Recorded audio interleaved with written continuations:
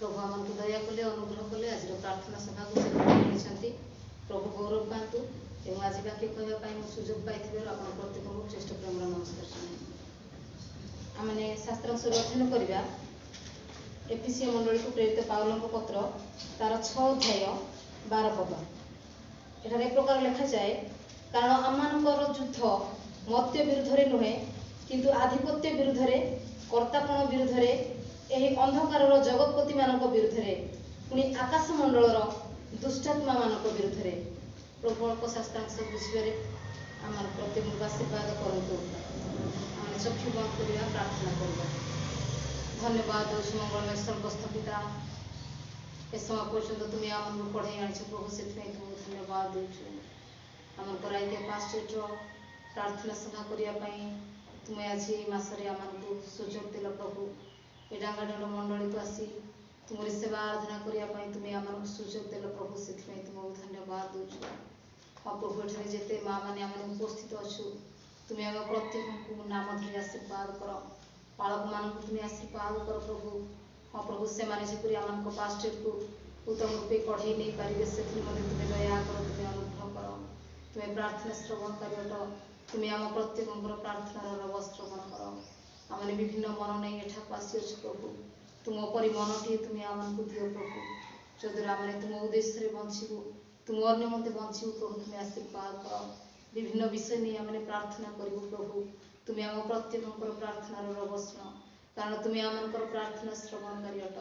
हाँ प्रभु जो शास्त्रांश अध्ययन करूँ तुम्हें आमको बुझापी तुम्हें साहाय्य कर मुझे नुहे प्रभु थोड़ी मात्र मनुष्य किंतु तुमरी आपण रक्त द्वारा तुम्हें मत क्रय कर तुमको धन्यवाद दूची तुम्हें मो मुख को तुम्हें व्यवहार कर प्रभु जद्वारा मुझे तुमरी वाक्य प्रांजल भाव में कहीपरि हाँ प्रभु से मत तुम्हें आशीर्वाद कर आत्मा को कर्तृत्व तुम्हें मत अधिकार कर प्रभु पवित्र आत्मा द्वारा तुम्हें आवर जेते जन तुमरी वाक्य श्रवण करेंगे तुम्हें से प्रत्येक कर्ण उन्मुक्त कर बापा तुमरी वाक्य प्रत्येक हृदय प्रचुर रूपे बास कर प्रभु तुम वाक्य द्वारा जपरी आम दैनंदिन जीवन में आपण अपना जीवन सजाड़ा एवं तुम उद्देश्य बंचा प्रभु से तुम्हें आम प्रत्येक आशीर्वाद कर राजधिराजन प्रभु अल्प समय तुम वाक्य आलोचना करूँ तुम उपस्थित रही तुम्हें आम प्रत्येक को साहाय्य कर तुम्हें एठारे गमनागमन कर प्रभु प्रत्येक को तुम्हें स्पर्श कर सुस्थिर चित्त दियो जीशु तुम्हें प्रार्थना शुणिल बोली धन्यवाद दी आम प्रत्येक जीवन को मन प्राण आत्मा तुम निकट समर्पण करी प्रियतम प्रभु जीशु ख्रीष्ट नाम प्रार्थना मांगुची।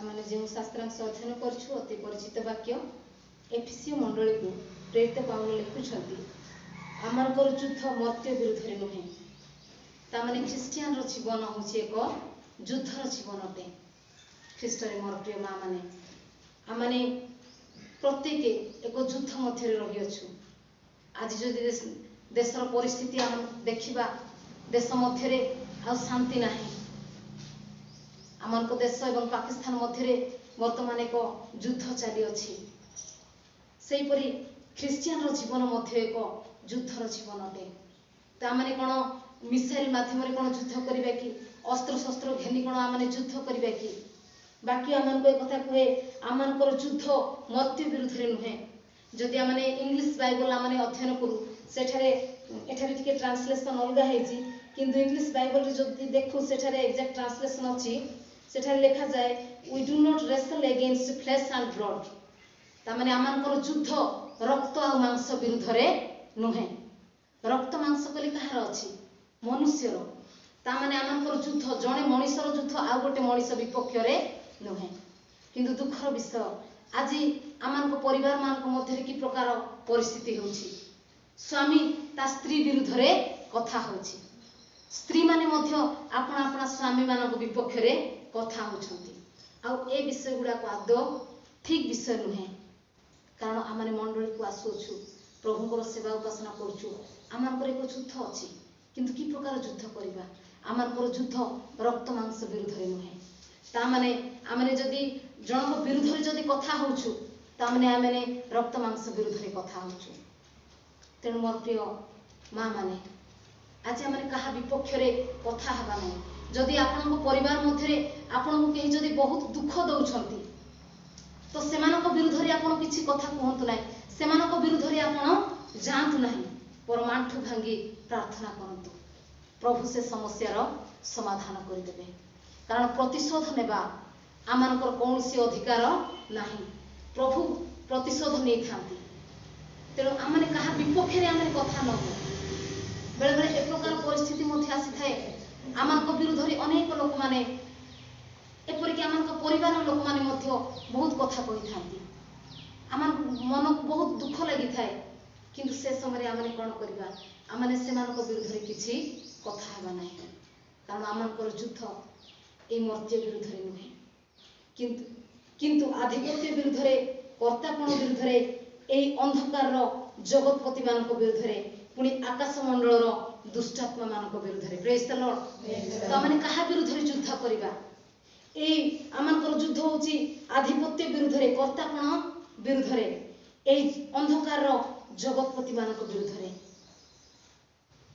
एवं आकाश मंडल दुष्टात्मा मान विरुद्ध में आम आकाश मंडल अर्थात आमर युद्ध हूँ सामूहिक भाव कहवा गले आमर युद्ध हूँ शैतान विरुद्ध में आमर शत्रु शैतान से आमर चतुर्पार्श्व रही सिंह प्राय गर्जन करुच्छी से क्या केतबेले ग्रासीब से खोजी बुलुअछि तेणु मोर प्रिय माँ मैंने आम सावधान होगा जिते परिवार मध्य आम बास करुचु हे तो आम विपक्ष में अनेक उठी पारती किंतु आम से विपक्ष में जावा ना आम विरुद्ध में युद्ध करवा ना आम जदि कहीं बहुत दुख दौरान तो से निमंते आम प्रार्थना करवा बेले बेले ए प्रकार होता है केतेक परिवार रे पुओ झील मैंने बापा माँ मान दुख दे था अर्थात पिला माने अबाध्य जितेबाला होती आम बहुत विरक्त होता किंतु आम से गाड़ी देवा परिवर्ते से विरक्त होगा परिवर्ते आम से निमंते प्रार्थना करवा से निमंते आंठु भांगा गोटे दुईटा उदाहरण देवाई चाहिए कारण मु आज अन्य गोटे विषय टॉपिक नहीं कि मु प्रचार करी बोली भाबुथिली किंतु प्रार्थना रे बसवा समय प्रभु मते ए विषय चालना देले जाकुबो विषय कहबा निमंते आमने खोलिबा आदि पुस्तक तार 32 अध्याय 22 पदरु 30 पद पर्यंत जदि आमने देखिबा सेठारे जाकुबो विषय लिखा जाए आ जाकुबो आमने समस्त जाकुबो विषय प्राय समस्त जानु कारण जाकुबो से जते बेले एसमु ठारू पलायन करूछंती से निजको सुरक्षित रखिबा पई से अपना मामू को घर को जाउछंती आ मामू घर रहिला परे से मामू झील को से पसंद करुछंती आ राहेल प्रति तांकर ए प्रकार प्रेम जागृत होइतिला जे 7 वर्ष से दास्य कर्म कले किंतु तांको मामू लाबन 7 वर्ष पर से राहेल सहित नुहे किंतु लेया सहित तार विवाह कर दउछंती तो जाकुब कोन करूछंती जेहेतु राहेल प्रति तांकर बहुत प्रेम मनोभाव जात होइतिला आ जेतेबेले से लेया सहित विवाह तांकर होइगला से दुख कले पुणी आउ 7 वर्ष दास्य कर्म कले ता माने जाकुब 14 वर्ष निज मामू को घरे से दास्य कर्म कले 2 जन स्त्री को निमंते पुणी आमने देखिबा को पाउ तार 21 अध्याय 41 पदरे लिखा जाए मु 20 वर्ष काल तुम घरे रहिली तुम्हार 2 झील निमंते 14 वर्ष और पशु मान निमंते 6 वर्ष दास्य कर्म कली एथि मध्य तुम्हे 10 थर मोर बर्तन परिवर्तन करियछ आ तांको मामू लाबन से कि प्रकार लोक थिले निजर ससुर हे जोईंग प्रति कि प्रकार व्यवहार ताकर जाकुब 20 वर्ष पर्यंत लाबन को गृह से दास्य कर्म करुछंती 7 वर्ष राहेल पाई 7 वर्ष लेया पाई एवं आउ 6 वर्ष तांकर पशु मानक निमंते से दास्य कर्म कले एहीपरि 20 वर्ष दास्य कर्म कले आ से 20 वर्ष मध्य रे तांको मामू तांको से प्रवंचना करिसंती एवं 10 थर तांकर बर्तन परिवर्तन करिसंती 31 अध्याय तार 7 पद जदि हम देखु सेठा लिखा जाए तथापि तुम मानक पिता मते प्रवंचना करी 10 थर मोहर बर्तन परिवर्तन करियछंती मात्र परमेश्वर तांको मोहर क्षति करबा को देई नाहंती प्रेज द लॉर्ड जाकुबो प्रति तांको ଶ୍ୱଶୁରର ବ୍ୟବହାର କିଛି ଠିକ ନଥିଲା। ସେ 20 ବର୍ଷ ତାଙ୍କୁ ଦାସ୍ୟ କର୍ମ କରେଇଲେ ତାଙ୍କ ଗୃହ ମଧ୍ୟରେ। ସେ ତାଙ୍କର ପଶୁ ମାନଙ୍କର ସମସ୍ତ ଯତ୍ନ ନେଲେ। ଆଉ ବାକ୍ୟରେ ଲେଖାଯାଏ ସେ 20 ବର୍ଷ ମଧ୍ୟରେ ତାଙ୍କର କୌଣସି ମେଷ କିମ୍ବା ଛାଗି ମାନଙ୍କର କୌଣସି ଗର୍ଭପାତ ହେଇନାହିଁ, କିମ୍ବା ମେଣ୍ଢା ଛୁଆ ମାନଙ୍କୁ ସେ କ୍ଷତି ହେବାକୁ ଦେଇନାହାନ୍ତି। ଯଦି ଜଙ୍ଗଲର କୌଣସି ପଶୁ ଜନ୍ତୁ ମେଣ୍ଢା ମାନଙ୍କୁ ଖାଇଯାଉଥିଲା ତ ସେମାନଙ୍କର ସେ ଯାହା କ୍ଷତି ହେଉଥିଲା ସେ କ୍ଷତି ନିଜେ ବହନ କରୁଥିଲେ। ସେ ତାଙ୍କ ମାମୁଙ୍କୁ କ୍ଷତି ପୂରଣ ସେ ସବୁ ଦେଉଥିଲେ। ଏ ପ୍ରକାର ଦାସ୍ୟ କର୍ମ କରୁଥିଲେ। ଏ ପ୍ରକାର ଜୀବନ ଯାକୋବଙ୍କର ଥିଲା। ଆଉ ଏ 20 ବର୍ଷ ମଧ୍ୟରେ ତାଙ୍କ ଜୀବନ କେତେ ଦୁଃଖରେ ଅତିବାହିତ ହେଇଥିବ। ଆଉ ସେ 20 ବର୍ଷ ପରେ ସେ ନିର୍ଣ୍ଣୟ କଲେ ମୁଁ ଆପଣା ଗୃହକୁ ଫେରିଯିବି, ମୁଁ ମୋ ଗୃହକୁ ଫେରିଯିବି। ତେଣୁ ସେ ନିଷ୍ପତ୍ତି କଲେ। ସେ ତାଙ୍କ 2 ଜଣ ସ୍ତ୍ରୀ, 2 ଜଣ ଦାସୀ, ସେମାନଙ୍କ 11 ଜଣ ପୁଅମାନଙ୍କୁ ଏବଂ ସମସ୍ତ ଛେଳି ମେଣ୍ଢା ତାଙ୍କର ଯାହା ସବୁ ପଶୁ ସମ୍ପତ୍ତି ଥିଲା ସମସ୍ତ ବିଷୟ ଧରିକି ସେ ଆପଣା ଗୃହକୁ ପ୍ରତ୍ୟାବର୍ତ୍ତନ କରିବା ପାଇଁ ଚାହୁଁଛନ୍ତି। ଆଉ ସେଇ ସମୟରେ ପଥ ମଧ୍ୟରେ ସେ କ'ଣ ହେଲା ଏଠାରେ ଆମେ ଦେଖୁ 22 ପଦରେ, ଅନନ୍ତର ସେ ରାତ୍ରିରେ ଉଠି ଆପଣାର 2 ଭାର୍ଯ୍ୟା 2 ଦାସୀ 11 ସନ୍ତାନକୁ ଯାକୋବ ଘାଟରେ ପାର କରାଇବା ପାଇଁ ସଙ୍ଗରେ ନେଲା। ପୁଣି ସେମାନଙ୍କୁ ନଦୀ ପାର କରାଇ ଆପଣାର ସମସ୍ତ ଦ୍ରବ୍ୟ ସେପାରିକି ପଠାଇ ଦେଲା। ସେତେବେଳେ ଯାକୋବ ସେଠାରେ ଏକାକୀ ରହିଲା। ତହୁ ଜଣେ ପୁରୁଷ ପ୍ରଭାତ ପର୍ଯ୍ୟନ୍ତ ତାହା ସହିତ ମଲ୍ଲଯୁଦ୍ଧ କଲେ। ଖ୍ରୀଷ୍ଟରେ ମୋର ପ୍ରିୟ ମା ମାନେ, ଯାକୋବ ଅତି ଦୁଃଖରେ 20 ବର୍ଷ ତାଙ୍କ ମାମୁଙ୍କ ଗୃହରେ ରହିଲେ, ତାଙ୍କ ଶ୍ୱଶୁର ଘରେ ରହିଲେ। ଆଉ 20 ବର୍ଷ ଭିତରେ ସେ 10 ଥର ତାଙ୍କର ବର୍ତ୍ତନ ପରିବର୍ତ୍ତନ କରିଦେଇଛନ୍ତି। ବର୍ତ୍ତନ ଅର୍ଥାତ୍ ତାଙ୍କର ଦରମା। ସେ ତାଙ୍କ ଘରେ ଯେଉଁ ଦାସୀ କର୍ମ କରୁଥିଲେ ସେଥିପାଇଁ ଲାବନ ତାଙ୍କୁ କିଛି ବର୍ତ୍ତନ ଦଉଥିଲେ। ଆଉ 10 ଥର ପରିବର୍ତ୍ତନ କରିଦେଇଛନ୍ତି। ଯଦି ଆମେ ଚାକିରି କ୍ଷେତ୍ରରେ ଦେଖୁ, ଜଣେ ଚାକିରି କଲା ପରେ ଯଦି ତାର ପ୍ରମୋସନ ହେଇଥାଏ ତ ସେମାନଙ୍କର କ'ଣ ହେଇଥାଏ, ସାଲାରୀ ଇନକ୍ରିଜ ହେଇଥାଏ, ଦରମା ବୃଦ୍ଧି ହେଇଥାଏ। ଆଉ ଦରମା ବୃଦ୍ଧି ହେଲେ ସେମାନେ ନିଶ୍ଚିତ ଭାବରେ ଖୁସି ଏବଂ ଆନନ୍ଦ ମଧ୍ୟ ହେଇଥାନ୍ତି। କିନ୍ତୁ ଯାକୋବଙ୍କର ସେ 10 ଥର ତାଙ୍କ ଶ୍ୱଶୁର ବର୍ତ୍ତନ ପରିବର୍ତ୍ତନ କରିଦେଇଛନ୍ତି। ଅର୍ଥାତ୍ ବଢ଼େଇଥିବେ କି, ବଢ଼େଇଥିଲେ ତ ଯାକୋବ ନିଶ୍ଚୟ ଖୁସି ହେଇଥାନ୍ତେ। ତା ମାନେ ଲାବନ ବଢ଼େଇ ଦେଇନାହାନ୍ତି, ତାଙ୍କୁ ଯେତିକି ପ୍ରଥମେ ଯେତେ ଦେଉଥିଲେ ତାଠାରୁ ସେ କମେଇ କମେଇ ତାଙ୍କୁ ଦଉଛନ୍ତି। ତାମାନେ କେତେ ଦୁଃଖରେ ତାଙ୍କ ଜୀବନ ଅତିବାହିତ ହୋଇଥିବ। 10 ଥର ତାଙ୍କର ବର୍ତ୍ତନ ପରିବର୍ତ୍ତନ କରିଦେଇଛନ୍ତି। ତାଙ୍କ ପ୍ରତି ଅନ୍ୟାୟ ହେଉଛି। ସେ ପରିଶ୍ରମ କରୁଛନ୍ତି କିନ୍ତୁ ସେ ପରିଶ୍ରମର ଫଳ ସେ ପାଇପାରୁନାହାନ୍ତି। କିନ୍ତୁ ସଦାପ୍ରଭୁ ଯାକୋବଙ୍କର ସହବର୍ତ୍ତୀ ଥିଲେ। ଏଠାରେ ଆମେ ଦେଖୁଛୁ ସେ 10 ଥର ବର୍ତ୍ତନ ପରିବର୍ତ୍ତନ କଲେ ମଧ୍ୟ ସଦାପ୍ରଭୁ ଯାକୋବଙ୍କର କୌଣସି କ୍ଷତି ହେବା ପାଇଁ ଦେଲେ ନାହିଁ। ପ୍ରେଜ୍ ଦ ଲର୍ଡ। ଖ୍ରୀଷ୍ଟରେ ମୋର ପ୍ରିୟ ମା ମାନେ, ଯଦି ସଦାପ୍ରଭୁ ଆମମାନଙ୍କ ସଙ୍ଗରେ ରହିବେ ହୁଏତ ଆମମାନଙ୍କ ବିପକ୍ଷରେ ଅନେକ ଉଠି ପାରନ୍ତି, କିନ୍ତୁ ପ୍ରଭୁ ଆମମାନଙ୍କର କୌଣସି କ୍ଷତି ହେବାକୁ ଦେବେ ନାହିଁ। ଆଉ ସେଦିନ ଯାକୋବ କ'ଣ କଲେ, ସେ ଅତି ଦୁଃଖରେ ସେ ପ୍ରାର୍ଥନା କରୁଛନ୍ତି। ଏଠାରେ ଲେଖାଯାଏ ସେ ସାରା ରାତ୍ରି ଯୁଦ୍ଧ କଲେ। ଅର୍ଥାତ୍ ଯାକୋବଙ୍କର ଯୁଦ୍ଧ କି ପ୍ରକାର ଯୁଦ୍ଧ ଥିଲା? ଯାକୋବଙ୍କର ଯୁଦ୍ଧ ପ୍ରାର୍ଥନାର ଯୁଦ୍ଧ ଥିଲା। ଆମେ ଯଦି ଦେଖୁ ହୋସେୟ ପୁସ୍ତକ 12 ଅଧ୍ୟାୟ ତାର 3-4 ପଦ ମୁଁ ଟିକେ ପଢ଼ିବା ପାଇଁ ଚାହିଁବି। ହୋସେୟ 12 ଅଧ୍ୟାୟ ତାର 3-4 ପଦରେ ଲେଖାଯାଏ, ଗର୍ଭରେ ସେ ଆପଣା ଭ୍ରାତାର ପାଦମୂଳ ଧରିଲା। ଅର୍ଥାତ୍ ଯାକୋବ କଥା ଲେଖାଯାଏ, କାରଣ ଯାକୋବ ଏବଂ ଏସୋ ସେମାନେ ହେଉଛନ୍ତି 2 ଜଣ ଜାଆଁଳା ଛୁଆମାନେ।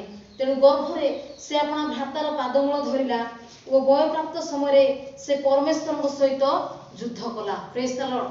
ଅର୍ଥାତ୍ ଯାକୋବ ପରମେଶ୍ୱରଙ୍କ ସହିତ ଯୁଦ୍ଧ କରିବା କଥା ଏଠାରେ ଲେଖାଯାଏ। ହଁ, ସେ ଦୂତ ଉପରେ ବଳବାନ ହୋଇ ଜୟ କଲା। ସେ କ୍ରନ୍ଦନ କରି ତାହାଙ୍କ ନିକଟରେ ବିନତି କଲା। ହାଲେଲୁୟା। ଯାକୋବ କି ପ୍ରକାର ପ୍ରାର୍ଥନା କଲେ, ସେ କ୍ରନ୍ଦନ କଲେ। ସେ କ୍ରନ୍ଦନ କରି ପ୍ରଭୁଙ୍କର ପାଦ ଧରିଲେ, ବିନତି କଲେ। ଆଉ ଯାକୋବଙ୍କର ଯୁଦ୍ଧ କି ପ୍ରକାର ଯୁଦ୍ଧ ଥିଲା? ସେ କୌଣସି ଅସ୍ତ୍ରଶସ୍ତ୍ର ଧରି ଯୁଦ୍ଧ କଲେ ନାହିଁ, କିନ୍ତୁ ସାରା ରାତ୍ରି ଯାକୋବଙ୍କର ଏଇ ଯୁଦ୍ଧ ଥିଲା, ପ୍ରାର୍ଥନାର ଯୁଦ୍ଧ ଥିଲା। ସେ କ୍ରନ୍ଦନ କରେ, ସାରା ରାତ୍ରି କାନ୍ଦି କାନ୍ଦି ସେ ପ୍ରଭୁଙ୍କ ନିକଟରେ ଆପଣାର ବେଦନାକୁ ସେ ଭାଙ୍ଗି କହୁଛନ୍ତି। ନିଜର ଦୁଃଖକୁ ସେ ପ୍ରଭୁଙ୍କ ନିକଟରେ ରଖିଲେ। ସେ ସାରା ରାତ୍ରି ପ୍ରାର୍ଥନା କରୁଛନ୍ତି, କ୍ରନ୍ଦନ କରୁଛନ୍ତି। ଆଉ ତାଙ୍କ ପିଲାମାନଙ୍କୁ, ତାଙ୍କ ସ୍ତ୍ରୀମାନଙ୍କୁ, ସମସ୍ତ ପଶୁଜନ୍ତୁକୁ ସେ ପଠେଇ ଦେଉଛନ୍ତି, ନଦୀ ପାର କରାଇ ଦେଉଛନ୍ତି ଏବଂ ଯାକୋବ ଘାଟରେ ସେ ଏକୁଟିଆ ରହୁଛନ୍ତି। ଆଉ ସେ ପ୍ରାର୍ଥନା କରୁଛନ୍ତି। ଏଠାରେ ଆମେ ଦେଖୁ ସେତେବେଳେ ଯାକୁବ ସେଠାରେ ଏକାକୀ ରହିଲା। ତହୁ ଜଣେ ପୁରୁଷ ପ୍ରଭାତ ପର୍ଯ୍ୟନ୍ତ ତାହା ସହିତ ମଲ୍ଲଯୁଦ୍ଧ କଲେ, ମାତ୍ର ତାହାକୁ ଜୟ କରିପାରିଲେ ନାହିଁ।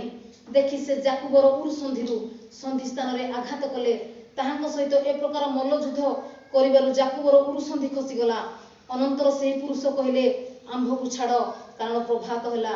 ତହୁ ଯାକୁବ କହିଲା, ତୁମ୍ଭେ ମତେ ଆଶୀର୍ବାଦ ନ କଲେ ମୁଁ ତୁମ୍ଭକୁ ଛାଡ଼ିବି ନାହିଁ। ପ୍ରେଜ୍ ଦ ଲର୍ଡ। ଆଉ ଯାକୁବଙ୍କର ଯୁଦ୍ଧ କି ପ୍ରକାର ଯୁଦ୍ଧ ଥିଲା? ପ୍ରାର୍ଥନାର ଯୁଦ୍ଧ ଥିଲା। କ୍ରନ୍ଦନ କରି ଯାକୁବ ସେଦିନ ସାରା ରାତ୍ରି ପ୍ରାର୍ଥନା କଲେ। ଆଉ ପ୍ରଭୁ କହୁଛନ୍ତି, ଯାକୁବ ତୁମେ ଆମକୁ ଛାଡ଼। ଯାକୁବ କହିଲେ, ପ୍ରଭୁ ତୁମେ ମତେ ଆଶୀର୍ବାଦ ନ କଲେ ମୁଁ ତୁମକୁ ଛାଡ଼ିବି ନାହିଁ। ପ୍ରଭୁ କହୁଛନ୍ତି, ପ୍ରଭାତ ହେଲାଣି, ତୁମେ ମତେ ଛାଡ଼। ଆଉ ସେଇ ସମୟରେ ଏ ପ୍ରକାର ପ୍ରାର୍ଥନା କରୁଥିବା ସମୟରେ ପ୍ରଭୁ କ'ଣ କରୁଛନ୍ତି? ତାଙ୍କ ଉରୁ ସନ୍ଧିରୁ ସେ ଖସେଇ ଦେଉଛନ୍ତି, ଉରୁ ସନ୍ଧିକୁ ସେ ଖସେଇ ଦେଉଛନ୍ତି। ଆଉ ଯାକୁବ ଛୋଟେଇ ଛୋଟେଇ ଚାଲୁଛନ୍ତି। ଖ୍ରୀଷ୍ଟରେ ମୋର ପ୍ରିୟ ମା ମାନେ, ବେଳେବେଳେ ଏ ପ୍ରକାର ଆମମାନଙ୍କ ଜୀବନରେ ମଧ୍ୟ ହେଇଥାଏ। ଆମେ ପ୍ରାର୍ଥନା କରିଥାଉ କିନ୍ତୁ ପ୍ରାର୍ଥନାର ଉତ୍ତର ପାଇନଥାଉ। ପୁଣି ତା ମଧ୍ୟରେ ମଧ୍ୟ ଗୋଟିଏ ସମସ୍ୟା ଆମମାନଙ୍କର ସମାଧାନ ହୋଇନଥିବ, ଆଉ ଏକ ସମସ୍ୟା ଆସି ପହଞ୍ଚିବ।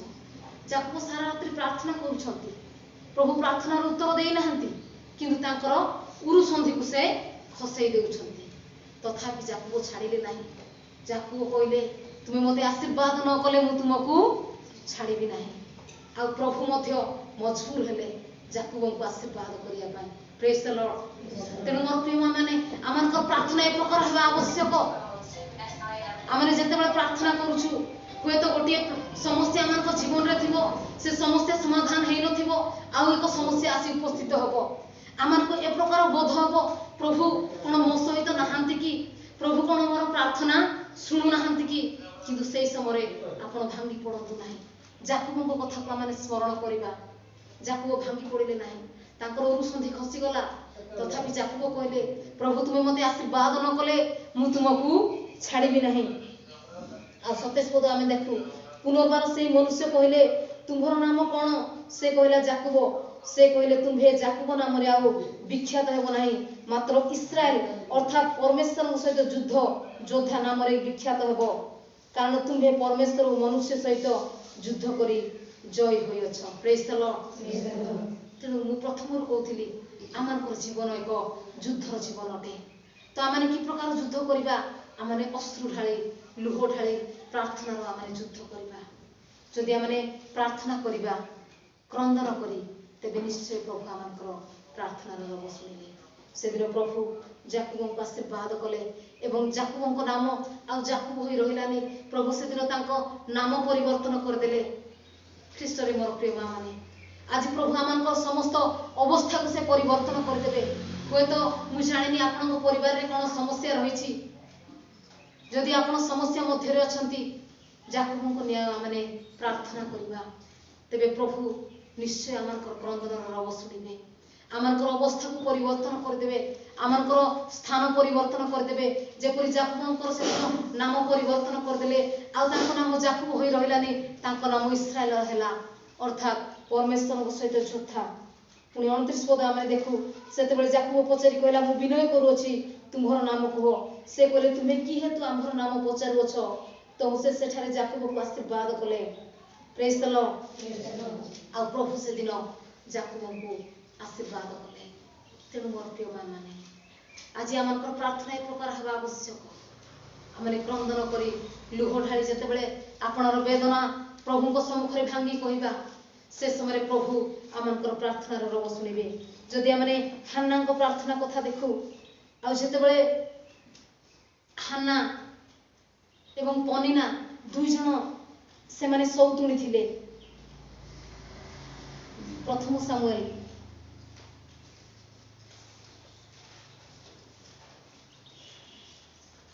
ତାର 1 ଅଧ୍ୟାୟରେ ଆମେ ଦେଖୁ, ଆଉ 1 ପଦରେ ମୁଁ ପଢୁଛି, ଇଫ୍ରାଇମ ପର୍ବତମୟ ଦେଶସ୍ଥ ରାମାଥଇମ ସୁଫିମର ଏକ ଇଫ୍ରାଇମୀୟ ଲୋକ ଥିଲା, ତାହାର ନାମ ଇଲକାନା। ସେ ସୁଫର ବୃଦ୍ଧ ପ୍ରପୌତ୍ର, ତାହାର ପ୍ରପୌତ୍ର ଇଲିହର ପୌତ୍ର ଜିରିହମର ପୁତ୍ର। ପୁଣି ତାହାର 2 ଭାର୍ଯ୍ୟା ଥିଲେ, ଜଣକର ନାମ ହାନ୍ନା, ଅନ୍ୟର ନାମ ପନିନା। इल्कानाଙ୍କର 2 जन स्त्री थिले किंतु इल्काना से हान्ना को अधिक प्रेम करुथिले किंतु पनिना को एते प्रेम करुनथिले। एठारे आमने देखिबा जदि आमने एक अध्याय आमने पढिबा सेठारे देखिबा से द्विगुण हान्ना को प्रेम करुथिले।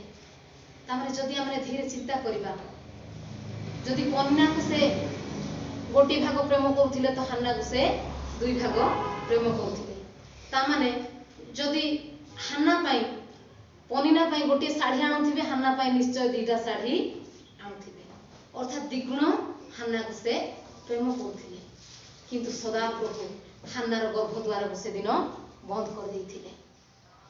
आ तार सौतुणी पनिना से हान्ना को से विरक्त करबा को लागिला जेतु हान्ना बांझ थिले आ हान्नार गर्भद्वार को प्रभु बंद कर देइथिले आ ता सौतुणी ताकू विरक्त करबा को लागिला। आ जेते बेले ए प्रकार दुख ताकू देला से दुख रे भांगी पड़िला आ से किछि खाइला नाही से किछि पीला नाही मुए पढिबा पई जाउ नाही से किछि खाइला नाही किछि पीला नाही एवं प्रभु को निकट रे क्रंदन कला। आ जेते बेले क्रंदन कला प्रभु तार प्रार्थनार रब सुनिले आ प्रार्थनार फल स्वरूपे सामुएल भाववादी को हान्ना को कोल रे पठि दउछंती। तेणु प्रार्थनार फल जेते बेले आमे उपवास प्रार्थना करिबा एवं उपवास प्रार्थनार फल ताहा एक साधारण विषय हेबो नाही कारण प्रभु आमनकर मापिकीबा एवं भाबिबा ठारू से आमनको अधिक देई थांती। होय तो आमने बेले बेले गोटे छोटिया विषय नै आमने प्रार्थना करूथिबा किंतु प्रभु ताठारू अधिक बड़ विषय आमनको देबा पई चाहुथिबे। तेणु मोर प्रिय मां माने आमने एक प्रकार प्रार्थना करू तुम इच्छा मते मो जीवन प्रति ताहा घटू प्रभुଙ୍କର इच्छा को आमने प्राधान्य देबा। से दिन हाना तिक्त मना होई वाक्य लिखा जाए से तिक्त मना ही प्रार्थना कले आपनार वेदना को ढाळिले।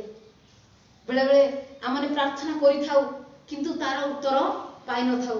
जाकब पुस्तक रे गोटे कथा लिखा जाए तुमे माने प्रार्थना करि थाउ किंतु पाइ न थाउ तार गोटे कारण हला तुमे माने आपना आपना सुख अभिलाष रे व्यय करिबा निमंते तुमे माने प्रार्थना करि थाउ। हम के पढिबा कि जाकब तार 4 अध्याय 3 पद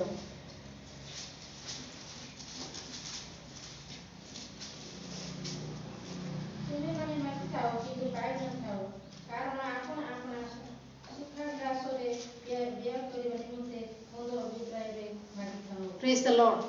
तुमे माने मागी थाओ किंतु पाइ न थाओ तार कारण हला तुमे माने आपना आपना कारण आपना आपना सुखाभिलाष रे व्यय करबा निमंते मंद अभिप्राय रे मागी थाओ। जेते बेले आमे मंद अभिप्राय रे मागी थाओ से समय प्रभु आमानकर प्रार्थनार रब सुनिबे नाही। किंतु जेते बेले आमानकर जीवनर वेदना को जेते बेले प्रभु को शरण तळे आमे भांगी कहिबा आमानकर वेदना को जेते बेले आमे ढाळिबा प्रभु को निकट रे से समय प्रभु निश्चय आमानकर प्रार्थनार रब सुनिबे कारण से होउछंती आमानकर प्रार्थनार रब श्रवणकारी। बेले बेले मोर प्रिय मां माने से दिन हान्नार गर्भद्वार को प्रभु ही बंद करथिले। आमानकर ए प्रकार मध्य हेई थाए बेले बेले आमानकर आशीर्वादर द्वार को प्रभु बंद कर देई थांती कारण हुए तो प्रभु को दृष्टि रे आमाने उणा पड़ी थाउ प्रभु को दृष्टि रे जहा इच्छा से कार्य जेते बेले आमाने करि न थाउ से समय प्रभु आमानक निमंते से आशीर्वादर द्वार को से बंद कर देई थांती। आ से आशीर्वादर द्वार सेते बेले खोलिबे जेते बेले आमाने आपना आपना को नम्र करिबा एवं प्रभु को निकट रे प्रार्थना करिबा क्रंदन करिबा से समय आमानक निमंते से द्वार से खोली देबे। से दिन हान्नार गर्भद्वार को प्रभु खोली देले जेते बेले हान्ना तिक्त मना होई से प्रार्थना कले आमने देखू आ से ए प्रकार प्रार्थना करथिले जे एली जाजक भाबिले हान्ना द्राक्षा रस रे मत होई प्रार्थना करूछंती बोली 15 पद आमने पढिबा। एथिरे हान्ना उत्तर देई कहिला ना मोहर प्रभु मु दुखिनी स्त्री मु द्राक्षा रस कि मद्यपान करि नाही मात्र सदा प्रभुଙ୍କ सम्मुखरे मु आपना प्राण वेदना ढाळुथिली कारण हान्नार केवल ओठ हलुथिला से एते दुख रे भांगी पड़िथिला ता पाटिरु भाषा बाहरुनी से कोन प्रार्थना करिवो से उच्च स्वर रे आ प्रार्थना करि पारु नाही ता पाटिरु भाषा बाहरुनी ता ओठ केवल हलुथिला आ से निजर वेदना को प्रभु को निकट रे ढाळुथिला ଆଉ ସେ କହୁଛନ୍ତି ଆପଣ ଦାସୀ କି ପାପଧମର କନ୍ୟା ବୋଲି ଜ୍ଞାନ ନ କର। ମୁଁ ଆପଣ ଚିନ୍ତା ଓ ବିରକ୍ତିର ବାହୁଲ୍ୟ ହେତୁରୁ ଏ ପର୍ଯ୍ୟନ୍ତ କଥା କହୁଥିଲି। ତମେ ଏଲି ଉତ୍ତର ଦେଇ କହିଲେ କୁଶଳରେ ଯାଅ, ଯାହା ତୁମେ ମାଗିଲ ଇସ୍ରାଏଲର ପରମେଶ୍ୱର ତୁମ୍ଭର ସେହି ନିବେଦନ ଅନୁସାରେ ତୁମ୍ଭକୁ ଦେଉନ୍ତୁ। ପ୍ରେଜ୍ ଦ ଲର୍ଡ। ଏଲିଜା ଯାକ ତାପରେ କହୁଛନ୍ତି ତୁମେ କୁଶଳରେ ଯାଅ। ଆଉ ସେଇ ସମୟରେ 18 ପଦ ଆମେ ଦେଖୁ, ତମୁ ସେ କହିଲା ତୁମ୍ଭ ଦାସୀ ତୁମ୍ଭ ଦୃଷ୍ଟିରେ ଅନୁଗ୍ରହ ପ୍ରାପ୍ତ ହେଉ। ଆଉ ସେ ସ୍ତ୍ରୀ ଆପଣା ପଥରେ ଗଲା ଓ ଭୋଜନ କଲା, ପୁଣି ତାହାର ମୁଖ ଆଉ ବିଷର୍ଣ୍ଣ ନହେଲା। ପ୍ରେଜ୍ ଦ ଲର୍ଡ। ଏଠାରେ ଆମେ ଦେଖୁ ହାନ୍ନା ଯେତେବେଳେ ଉପବାସ ପ୍ରାର୍ଥନା କଲା ଉତ୍ତାରେ ସେ ଯେତେବେଳେ ଘରକୁ ଯାଉଛନ୍ତି ତାଙ୍କ ମୁଖ ଆଉ ବିଷର୍ଣ୍ଣ ନହେଲା। କାରଣ ଏଲିଜା ଯାକ ତାଙ୍କୁ କହିଲେ ତୁମେ ଯାହା ପ୍ରାର୍ଥନା କରିଅଛ ତାହା ତୁମେ ନିଶ୍ଚୟ ପାଇବ। ପ୍ରଭୁ ତୁମର ପ୍ରାର୍ଥନାର ରବ ଶୁଣିଲେ, ଆଉ ତୁମ ପ୍ରାର୍ଥନା ଅନୁଯାୟୀ ପ୍ରଭୁ ତୁମ ମନବାଞ୍ଛାକୁ ନିଶ୍ଚୟ ପୂର୍ଣ୍ଣ କରିବେ। ଆଉ ଏ କଥା ଯେତେବେଳେ ହାନ୍ନା ଶୁଣିବାକୁ ପାଇଲେ, ଆଉ ସେ ଆନନ୍ଦରେ ଘରକୁ ଯାଉଛନ୍ତି। ସେ ଘରକୁ ଗଲା ପରେ ଆଉ କ୍ରନ୍ଦନ କରୁଛନ୍ତି। ଖ୍ରୀଷ୍ଟରେ ମୋର ପ୍ରିୟ ମା ମାନେ, ବେଳେବେଳେ ଆମମାନଙ୍କର ଏ ପ୍ରକାର ହେଇଥାଏ। ଆମେ ମଣ୍ଡଳୀକୁ ଆସିଥାଉ, ଉପବାସ ପ୍ରାର୍ଥନା କରିଥାଉ, କ୍ରନ୍ଦନ କରିଥାଉ, କିନ୍ତୁ ଗଲା ପରେ ମଧ୍ୟ ଆମମାନଙ୍କ ଜୀବନରେ କିଛି ପରିବର୍ତ୍ତନ ହେଇନଥାଏ। ତାର ଗୋଟିଏ କାରଣ ହେଲା ଆମେ ବିଶ୍ୱାସରେ ଦୁର୍ବଳ ହେଇ ପଡ଼ିଥାଉ। ହାନ୍ନା ସେ ପ୍ରକାର କଲେ ନାହିଁ। ହାନ୍ନା ସେ କ'ଣ ଯାଉ ପୁତ୍ର ସନ୍ତାନ ଲାଭ କଲେ କି? ନାହିଁ, ସେ ଯାଉ ପୁତ୍ର ସନ୍ତାନ ଲାଭ କରିନାହାନ୍ତି। କିନ୍ତୁ ହାନ୍ନା ବିଶ୍ୱାସରେ ଗଲେ, ପ୍ରଭୁ ମୋର ପ୍ରାର୍ଥନା ଶୁଣିଲେ ବୋଲି ସେ ଯେତେବେଳେ ଆପଣର ବେଦନା ଢାଳିଲେ, ଆଉ ଏଲିଜା ଯାକ କହୁଛନ୍ତି ତୁମେ କୁଶଳରେ ଯାଅ।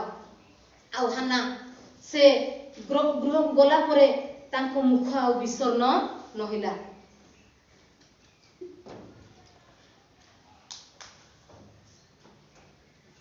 ସେ ସ୍ତ୍ରୀ ଆପଣା ପଥରେ ଗଲା ଓ ଭୋଜନ କଲା। ସେ ଘରକୁ ଗଲା ପରେ ଖାଇଲେ ଏବଂ ତାଙ୍କ ମୁଖ ଆଉ ବିଷର୍ଣ୍ଣ ନହେଲା, ଅର୍ଥାତ୍ ସେ ଆନନ୍ଦ କଲେ। ପ୍ରେଜ୍ ଦ ଲର୍ଡ। ତାମାନେ ଆମେ ଯେଉଁ ବିଷୟ ମାଗୁଛୁ ପ୍ରଭୁ ନିଶ୍ଚୟ ଦେଲେ ବୋଲି ଆମେ ପାଇଅଛୁ ବୋଲି ବିଶ୍ୱାସ କରିବା, ଏହା ହେଉଛି ବାସ୍ତବ ଖ୍ରୀଷ୍ଟିଆନର ଜୀବନ। ସେଦିନ ଅବ୍ରାହମଙ୍କ କଥା ଯଦି ଆମେ ଚିନ୍ତା କରୁ, ଅବ୍ରାହମଙ୍କୁ ପ୍ରଭୁ 75 ବର୍ଷ ବୟସରେ ଆହ୍ୱାନ କଲେ। ଆଦି ପୁସ୍ତକ 12 ଅଧ୍ୟାୟରେ ଯଦି ଆମେ ଦେଖୁ, ଅବ୍ରାହମଙ୍କୁ ପ୍ରଭୁ 75 ବର୍ଷ ବୟସରେ ଆହ୍ୱାନ କଲେ। ଆଉ ଅବ୍ରାହମଙ୍କୁ ପ୍ରଭୁ ଏକ ପ୍ରତିଜ୍ଞା ଦେଲେ, ଆକାଶର ତାରାଙ୍କୁ ତୁମେ ଦେଖ, ସେ ତାରାଗଣ ସଦୃଶ ଆମେ ତୁମର ବଂଶକୁ ବୃଦ୍ଧି କରିବା। କିନ୍ତୁ 100 ବର୍ଷ ହେଲାଣି ଅବ୍ରାହମଙ୍କ କୋଳରେ ସନ୍ତାନ ନାହିଁ। ଅବ୍ରାହମ ବିଶ୍ୱାସରେ ପ୍ରଭୁଙ୍କ ଠାରେ ଲାଗି ରହିଲେ। ତେଣୁ ତ ଅବ୍ରାହମକୁ ଆମେ ବିଶ୍ୱାସର ପିତା ବୋଲି ଆମେ କହିଥାଉ। ଅବ୍ରାହମ ବିଶ୍ୱାସରେ ପ୍ରଭୁଙ୍କ ଠାରେ ସ୍ଥିର ହୋଇ ରହିଲେ, କାରଣ ପ୍ରଭୁ ପ୍ରତିଜ୍ଞା କରିଛନ୍ତି ତୁମ ବଂଶକୁ ଆମେ ତାରାଗଣ ସଦୃଶ, ଆକାଶର ତାରାଗଣ ସଦୃଶ ଆମେ ବୃଦ୍ଧି କରିବା ବୋଲି। ତେଣୁ ମୋର ପ୍ରିୟ ମା ମାନେ, ସେଦିନ ଅବ୍ରାହମ, ଆମେ ବେଳେବେଳେ ଆମେ ଗୋଟିଏ ବିଷୟ ପ୍ରାର୍ଥନା କରିଥାଉ, ଯେତେବେଳେ ପ୍ରାର୍ଥନାର ଉତ୍ତର ଆସିବାକୁ ବିଳମ୍ବ ହୋଇଥାଏ ଆମେ ଏ ପ୍ରକାର ଚିନ୍ତା କରିଥାଉ, ପ୍ରଭୁ କ'ଣ ମୋର ପ୍ରାର୍ଥନା ଶୁଣୁନାହାନ୍ତି କି? କିନ୍ତୁ ଆମେ ବିଶ୍ୱାସରେ ସ୍ଥିର ହୋଇ ରହିବା। ସେଦିନ ହାନ୍ନା ସେ ବିଶ୍ୱାସରେ ସ୍ଥିର ହୋଇ ରହିଲେ। ସେ ମାଗିବା ପରେ ମୁଁ ପାଇଅଛି ବୋଲି ବିଶ୍ୱାସ କଲେ ଏବଂ ତାଙ୍କ ମୁଖ ଆଉ ବିଷର୍ଣ୍ଣ ନହେଲା। କିନ୍ତୁ ଆମେ ବେଳେବେଳେ କ'ଣ ହେଉଛି, ଆମେ ପ୍ରାର୍ଥନା କରୁଛୁ, ପ୍ରାର୍ଥନା କଲା ପରେ ପ୍ରାର୍ଥନା କରିବା ପୂର୍ବରୁ ଆମମାନଙ୍କ ଜୀବନ ଯେ ପ୍ରକାର ଥିଲା, ଉପବାସ ପ୍ରାର୍ଥନା କଲା ପରେ ମଧ୍ୟ ଆମଙ୍କର ଜୀବନ ସେ ପ୍ରକାର ହେଉଛି। ମୋର ପ୍ରିୟ ମା ମାନେ, ଆମେ ଯେଉଁ ବିଷୟ ଦେଖୁଛୁ, ଯେଉଁ ବିଷୟ ପାଇଛୁ, ତା ଉପରେ ଯଦି ଭରସା କରୁଛୁ, ସେଥିରେ କ'ଣ ଲାଭ? ଯେଉଁ ବିଷୟକୁ ଆମେ ପାଇନାହୁଁ କିନ୍ତୁ ଆମଙ୍କର ବିଶ୍ୱାସ ଅଛି ପାଇବା ବୋଲି, ସେ ବିଷୟକୁ ଯଦି ଆମେ ପାଇଅଛୁ ବୋଲି ବିଶ୍ୱାସ କରୁଛୁ, ତାହା ହେଉଛି ପ୍ରକୃତ ବିଶ୍ୱାସ। ଯେପରି ଅବ୍ରାହମ ବିଶ୍ୱାସ କଲେ ଏବଂ 100 ବର୍ଷ ବୟସରେ ଅବ୍ରାହମ ଏକ ପୁତ୍ର ସନ୍ତାନର ସେ ପିତା ହେଉଛନ୍ତି। ଇସାକକୁ ସେ ଲାଭ କରୁଛନ୍ତି 100 ବର୍ଷ ବୟସରେ। ତେଣୁ ମୋର ପ୍ରିୟ ମା ମାନେ, ହୁଏତ ବେଳେବେଳେ ଆମଙ୍କର ପ୍ରାର୍ଥନାର ଉତ୍ତର ପାଇବାରେ ବିଳମ୍ବ ହୋଇପାରେ, କିନ୍ତୁ ପ୍ରଭୁ ସେ ଆମମାନଙ୍କ ପ୍ରତି ବିଶ୍ୱସ୍ତ ଅଟନ୍ତି। ଉପଯୁକ୍ତ ସମୟରେ ସେ ଆମମାନଙ୍କ ପ୍ରାର୍ଥନାର ଉତ୍ତର ଦେବେ। ଆମେ ଯଦି ଆମଙ୍କ ଜୀବନର ବେଦନାକୁ ପ୍ରଭୁଙ୍କ ସମ୍ମୁଖରେ ଥୋଇବା, ଉପଯୁକ୍ତ ସମୟରେ ସେ ଆମଙ୍କର ପ୍ରାର୍ଥନାର ରବ ଶୁଣିବେ। ଆଉ ହାନ୍ନାଙ୍କ ସଦୃଶ ଆମେ ବିଶ୍ୱାସରେ ଦୃଢ଼ୀଭୂତ ହେବା। ହାନ୍ନାଙ୍କ ମୁଖ ଆଉ ବିଷର୍ଣ୍ଣ ହେଲା ନାହିଁ। ଆମେ ଦୁଃଖରେ ଜୀବନ ଅତିବାହିତ କରିବା ନାହିଁ। ପ୍ରଭୁ ମୋତେ ଦେଲେ ବୋଲି ଆମେ विश्वास रे दृढ़ीभूत होबार आवश्यकता रही ताहा तो विश्वास जीवन अटे। कारण अनेक समय आम तो ये जिते जन बसुचे आम समस्त विश्वास ठीक अच्छी किंतु आम जड़े जड़े दृढ़ विश्वास होबार आवश्यकता रही आम विश्वास रे बेले बेले आम दुर्बल हो पड़ुछु। से दिन प्रभु जीशु निकट को शिष्य मैंने आसी कहले प्रभु आमने कहीं से भूत छड़े पारिलु नाही आ प्रभु जीशु कहले तुम मानकर अल्प विश्वास जोगु तामने शिष्य माने मध्य विश्वास रे दुर्बल थिले आ जेतेबेले भूतग्रस्त बालक को शिष्य मान निकट को नेउछंती से माने से भूत को छड़े पारु नाहंती आ शिष्य मानकर विश्वास देखि प्रभु जीशु ख्रीष्ट दुख करूछंती केते दिन मु तुम मानकर व्यवहार सहिबी। आज आम अनेक वर्ष मंडली को आसुछु प्रार्थना करुछु किंतु आज आमर विश्वास किपरि अछि मोर प्रिय माँ माने आमने विश्वास रे बढ़िबार आवश्यकता रही आम दैनंदिन जीवन में। तेणु तो वाक्य लिखा जाए जदि सोरिष दाना पर तुम मानकर विश्वास थाए तेबे ए पर्वत को जाई समुद्र रे पड़ बोली कहले मध्य ताहा पड़िबो। अर्थात पर्वत सदृश समस्या जदि आम जीवन मध्य अच्छी जदि आम विश्वास से प्रकार अच्छी तेबे से समस्त समस्या स्थानांतरित हेबो। Praise the Lord. तेणु आमने हाना सदृश आमने प्रार्थना करिया। आ गोटे विषय में कहबा चाहिए जल्दी जीवा चाहूँगी एजरा विषय। एजरा मध्य से जितेबाला यात्रा आरंभ कर एजरा तार 7 अध्याय 9-10 पद टी आम पढ़ा।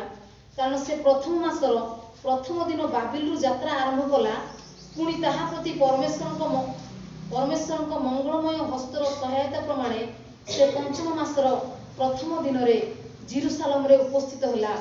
जेणु एजरा सदाप्रभु व्यवस्था अनुसंधान और पालन करने को पुणी इस्राएल मध्य विधि और शासन शिक्षा देवाको आपण मन निवेश करथिले। एजरा विषय एठारे देखु से बाबिलु से जेरुसालेम को से यात्रा आरंभ करुछंती आ ताकर यात्रा प्रथम मासर प्रथम दिन से आरंभ कले एवं पंचम मासर प्रथम दिन रे से इस्राएल रे पहुंचले सॉरी जेरुसालेम रे से पहुंचले। अर्थात ताकर यात्रा 4 मासर यात्रा थिला।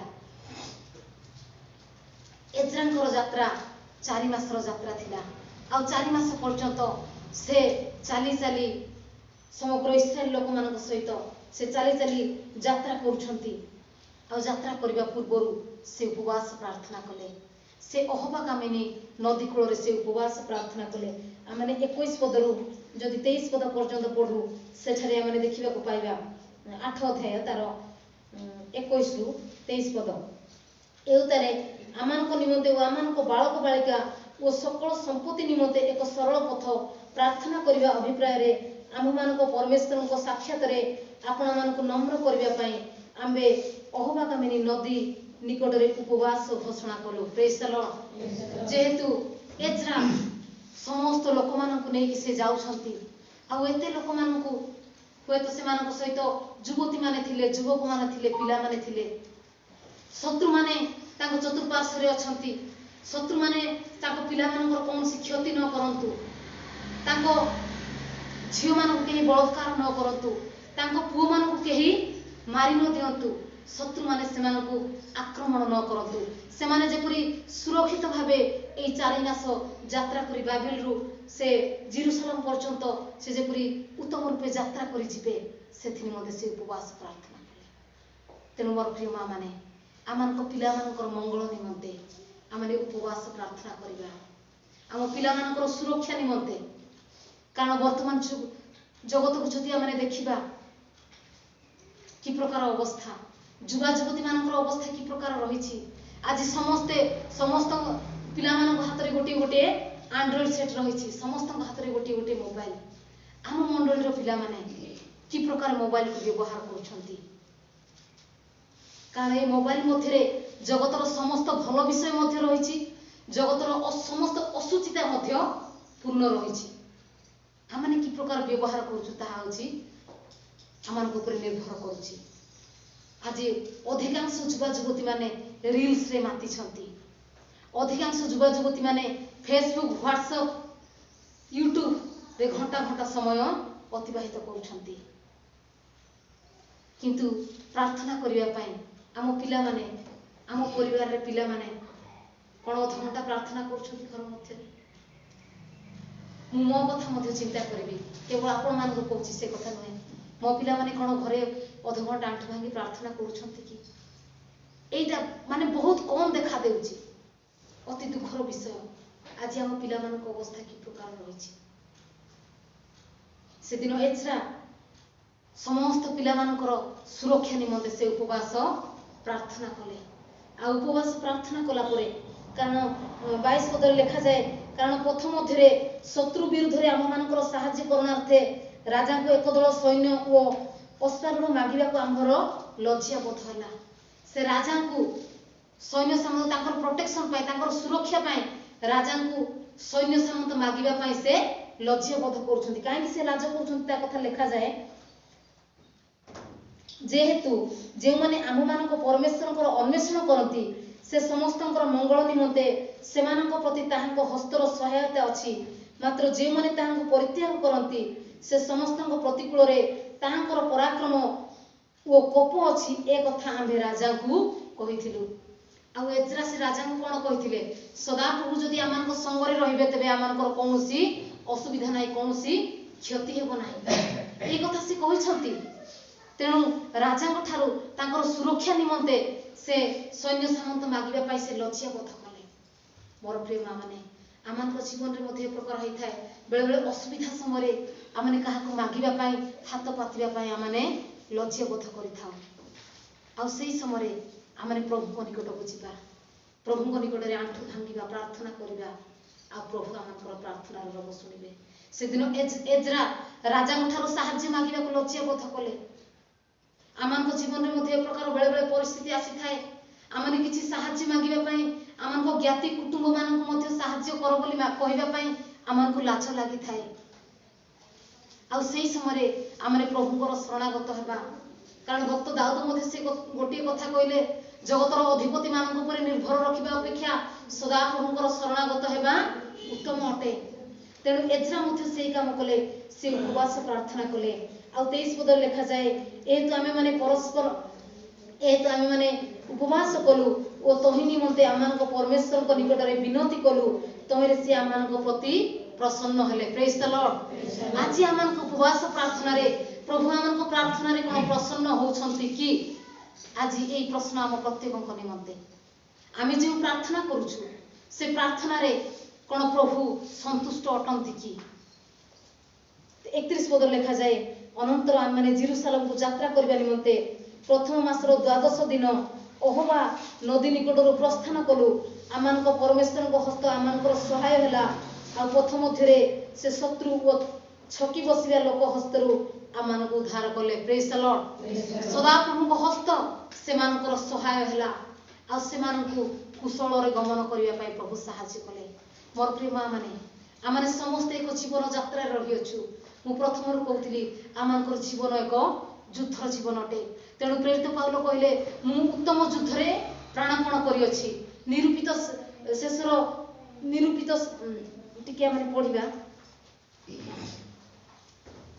द्वितीय तिमोथी 4 अध्याय तार 7 पद मु उत्तम युद्ध रे प्राणपण करि अछि निरूपित पथर शेष पर्यंत दौड़ी अछि मु विश्वास रक्षा करि अछि प्रेज द लॉर्ड विश्वास सहित आमाने आज दौड़ीबा प्रार्थना आमानकर युद्ध अछि आमानकर युद्ध प्रकार युद्ध प्रार्थना युद्ध विश्वास रे युद्ध आमारे विश्वास रे आगे चलेबा तेबे प्रभु आमान को निश्चय ए जगत को जय करिया पई आमान को शक्ति देबे कारण से कहउछंदी तुमे साहस धर मु जगत को जय करि अछि बोली तेणु मोर प्रिय मां माने आमे माने मध्य से प्रेरित पाउलଙ୍କ सदृश उत्तम युद्ध रे आमाने प्राणपण करिबा जीवन शेष पर्यंत आमने विश्वास रे स्थिर होई प्रभु ठारे लागि रहिबा जे प्रभु से दिन हान्नाकर प्रार्थना सुनिले जे प्रभु जाकूब को आशीर्वाद कले जे प्रभु एज्रा को सुरक्षा प्रदान कले से मान को बालक बालिका मान को